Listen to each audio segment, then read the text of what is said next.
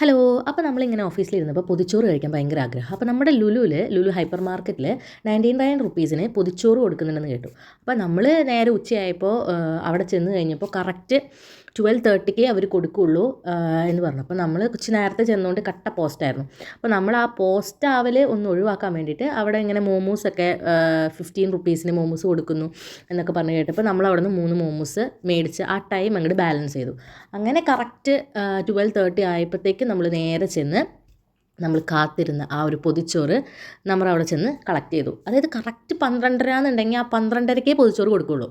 അങ്ങനെയായിരുന്നു. അങ്ങനെ നമുക്ക് 4 പൊതിച്ചോറ് കിട്ടി. അങ്ങനെ സാധനവും വാങ്ങി നമ്മൾ നേരെ നമ്മുടെ ഓഫീസിലോട്ട് ചെന്നു. ഓഫീസിൽ ചെന്നപ്പോൾ അവിടെ എല്ലാവരും പൊതിച്ചോറ് കിട്ടിയില്ലേ എന്നുള്ള രീതിയിൽ നമ്മളെയും വെയിറ്റ് ചെയ്തുകൊണ്ട് അവിടെ ഇരിക്കുകയായിരുന്നു. നമ്മളവിടെ ചെന്ന് കഴിഞ്ഞ് പിന്നെ നമ്മളെല്ലാവരും പൊതിച്ചോറ് കഴിക്കുന്ന ആ ഒരു ഘട്ടത്തിലേക്ക് കടന്നു.